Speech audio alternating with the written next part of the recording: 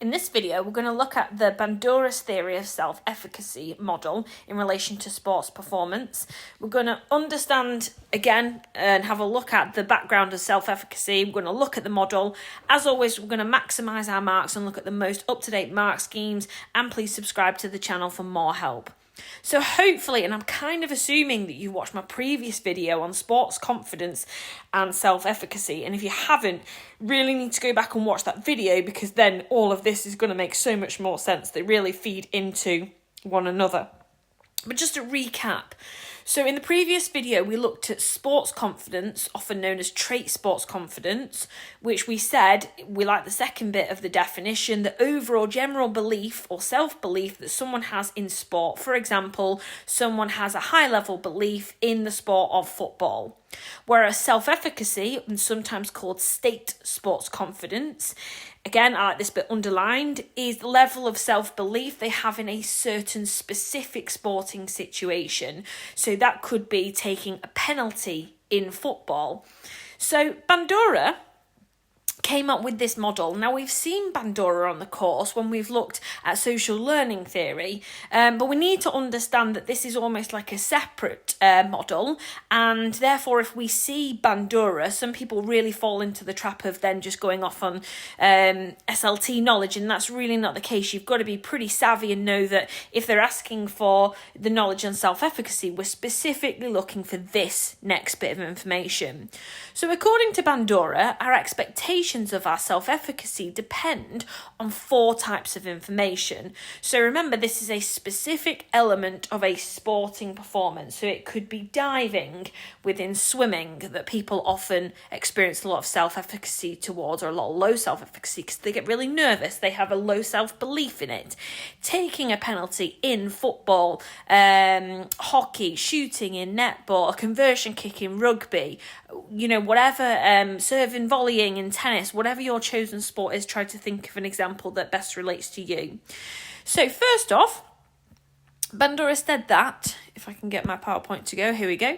So a person's self-efficacy will depend on their past experiences, otherwise known as their performance accomplishments. So it goes without saying, let's go back to the football penalty example. If somebody has scored their last 5 penalties, they're going to be feeling pretty confident or have a high level of self-belief in taking that next penalty.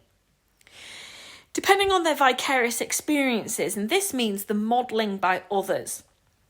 Quite often, if we see somebody else do the action that we're looking at, again, taking that penalty, if we see somebody who we perceive as being either the same ability as us, or often even better, a little bit weaker than us, or even below us, we almost have the mentality, well, if they can do it, I can do it. And therefore, modelling by others really helps. If we have verbal persuasion, so if we have encouragement, or if we have positive feedback from coaches or other people, that's going to help us. And if we have the ability to control our emotional arousal, so that means if we are in a situation whereby we have low self-efficacy, or we just get nervous around something, again, like the start of the 100-metre sprint, diving and swimming, taking a penalty, it's a really natural feeling, and it's a natural somatic response for our heart rate to increase, or us to feel a little bit sweaty, or to feel a little bit clammy or whatever. And it's being able to maintain a positive thought process, being in that optimal point of arousal, that will enable us to therefore have positive or progressive self-efficacy judgments in that situation, and that's going to dictate our behaviour and performance in relation to whatever it is that we are doing. So that's pretty much the key model. In order for your note-taking, I would definitely just pause this and note these key points down, taken directly from a mark scheme. So performance accomplishments can raise self-efficacy by helping a performer to refer to their previous success. Obviously, again, like anything else we do on the course, you can't describe performance accomplishments by saying positive previous accomplishments. You have to reword this in a way that is going to be suitable. So, for example, previously scored penalties. Vicarious experiences is the self-efficacy can be raised by observing somebody being skillful in the skill. and the key information on the side. That model needs to be of a similar standard, age, status, gender, and we need to be relatable to the player watching. Verbal persuasion, so receiving encouragement, praise, positive feedback. The person providing this encouragement needs to be a significant or a significant other.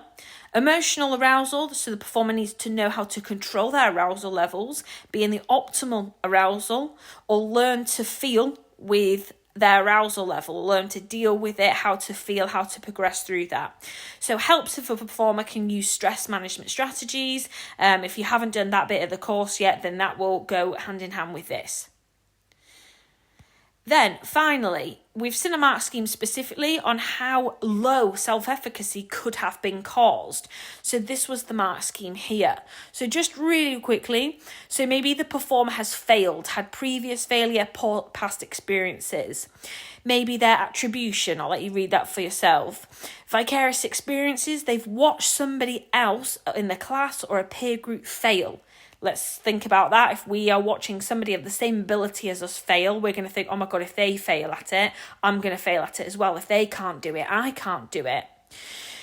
Bit more on that, seeing others succeeding that are older and more advanced could make them believe that they're not very good. So often if we're like in a coaching session and the coach can do it, you often think, well, of course the coach can do it. They're the blinking coach. So that's not really going to help us. Verbal persuasion, not having any encouragement, positive feedback, the use of negative feedback.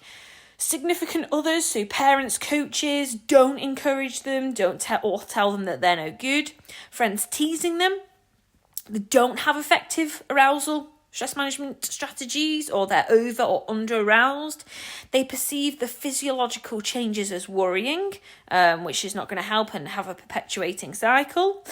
And then the last two that, again, coming over in number 11, the more components that are negative, the greater chance of having low self-efficacy altogether. So again, note that down.